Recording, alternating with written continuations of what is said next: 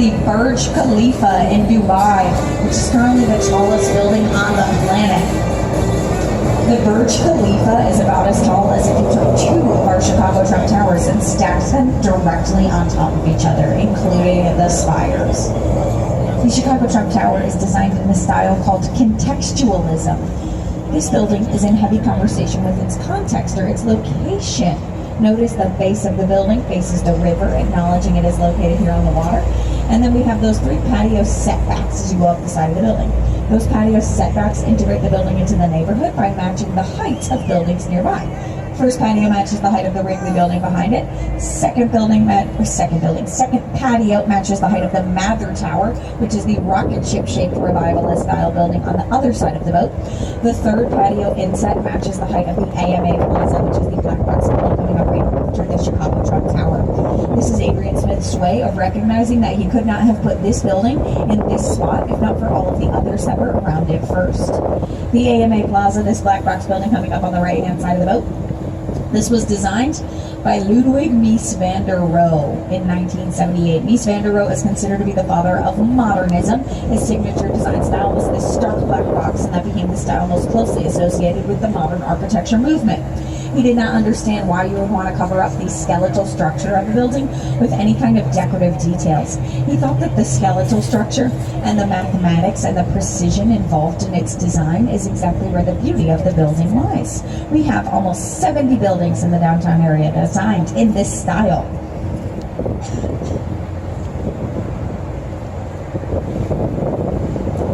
And up on the right-hand side of the boat, you can see two of the most heavily photographed structures in our city. And these are the twin curving corncob towers of Marina City. Marina City is an entire complex designed by a student of Ludwig Mies van der Rohe. His name was Bertrand Goldberg. Bertrand Goldberg wasn't so married to Mies van der Rohe's ideas about right angles. He argued that there are no right angles in nature, so why should there be so many in architecture? This entire complex was a ploy to bring residents back to the central business district of Chicago, which we call the Loop because of the shape that the public. We just shaved a bit of windows off the Reed Murdoch building and closed up that western face. Make it work, people. Fort Dearborn. Fort Dearborn was a military fort constructed in 1803, and it was the first permanent settlement in this area. It was unfortunately burned to the ground during the War of 1812, but we quickly rebuilt and built our city up around this very spot, and we were established as a township not long after in 1833. Today, Wolf Point is home to some of the most iconic skyscrapers on our skyline today. We'll be talking about each of these before the tour is over. It's work in progress on the right. This is the trio of Wolf Point Towers. Eventually, a third reflective glass skyscraper will go up between the existing two. They will create a Y shape. That Y shape matches the Y shape of Wolf Point below. Contextualism. That Y shape is also our municipal device, or city symbol, and you can find it on official crests and official seals all over town. As we curve into the north branch of the Chicago River, you can see the oldest building of our tour coming into view, and that is this peachy pink building that will eventually be on our left-hand side. This peachy pink building, it is called Fulton House. It was originally constructed in 1898. At that time, it did not have any windows. You see, this was constructed as a cold storage warehouse for raw meat. Maybe you've heard, Chicago has a very rich meatpacking history. Exporting pork and beef was very central to our economy all throughout the 19th and 20th centuries. Had to come up with different ways to keep the meat cold so it wouldn't go bad. One of the ways that we did that was by constructing these giant refrigerator buildings and then stacking them stories and stories high with raw animal carcasses. A fabulous mental image for your Sunday evening. Fast forward to the 1970s, and an architect named Harry Weiss decides that he wants to convert Fulton House into 106 condominiums. Postmodernism is marked by wacky and whimsical design elements on the building's facade. This is the scrunchies and shoulder pads of architecture, for lack of a better description. The captain will be turning the boat around here on the north branch of the river. We're going to take a little break. Great time for you guys to visit the bar, use the restroom, hang out, relax, whatever you need to do. I will be back on the microphone in a few minutes. Yeah, you guys stay on that side.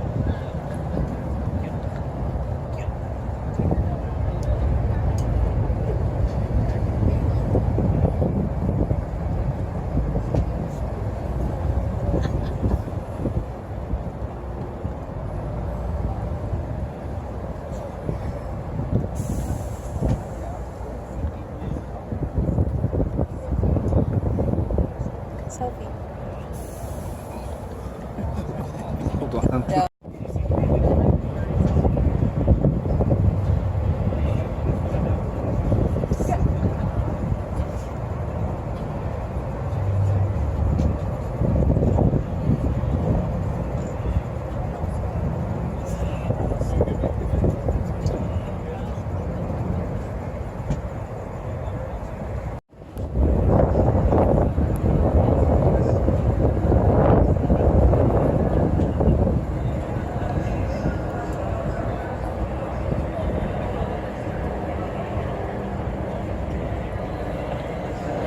Coming up on the right-hand side of the boat, you see a curvy blue glass building. It has a big arch at the bottom, another big arch up at the top. Some people say it looks like a Hot Pocket or a McDonald's apple pie box. This building is actually called River Point. It was completed in 2017, designed by the firm Pickard Chilton, and that arch at the bottom is actually structural.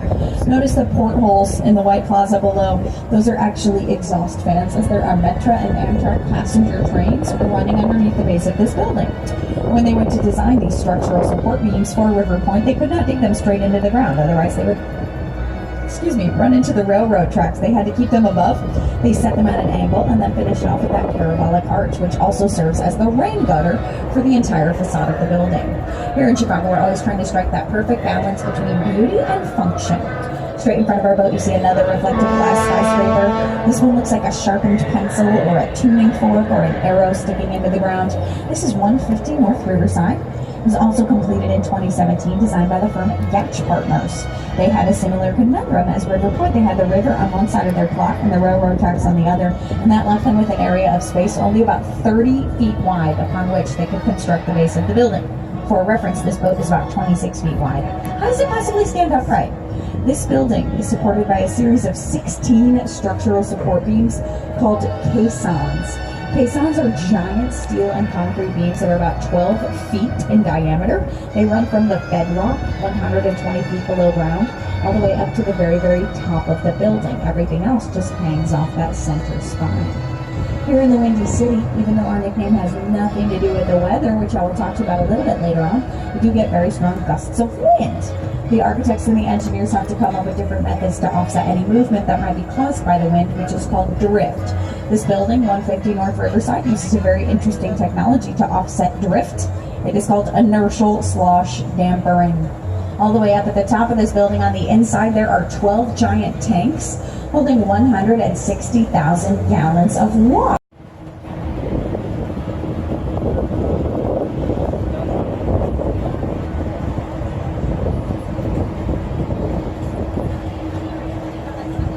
Coming up on the right-hand side of the boat, we see the Boeing headquarters. A very fun place to work these days.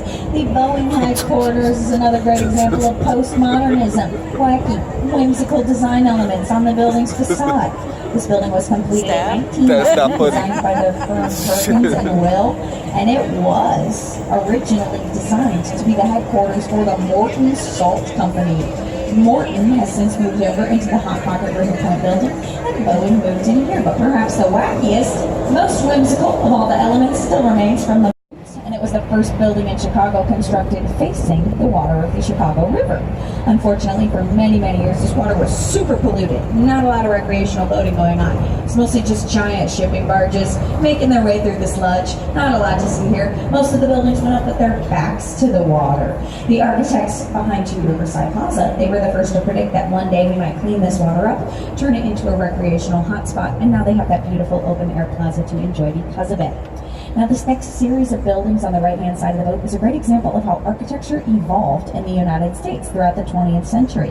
How did we go from the opulence and the optimism of Art Deco in the 20s and 30s to the stark minimalism of modernism in the 50s and 60s? It is important to remember what happened to the United States economy in 1920s. Economic and social prosperity in the United States allowed us to let our hair down a little bit, start considering some gentle aesthetic elements themselves on the map.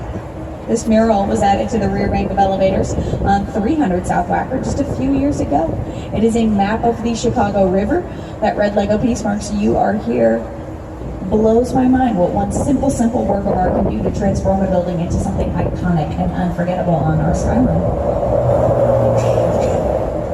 Coming up on the right right-hand side, you see another giant limestone building, another big Art Deco style building. This one might look familiar to you as the Gotham City Bank, robbed by the Joker in The Dark Knight. This is the old Chicago Post Office. The old Chicago Post Office was completed in 1932. At that time, it was the largest post office in the entire world. You might be thinking, hey Courtney, what do you guys need with such a big post office? It is important to remember that Chicago was the headquarter location of many different order away catalogs throughout the 20th century. Sears Roebuck, Montgomery Ward, Marshall Fields, all these retail giants were headquartered here in Chicago. Lots of catalogs, shipments, and of the curve. 2017 we put up River Point. They decided to match the curve. Playing a little game of curve ping pong here at Wolf Point. It's pretty thrilling if you're into that kind of thing. It's one of the least developed parts of the airport. It's a great spot for these little pop-up festivals that go on right now.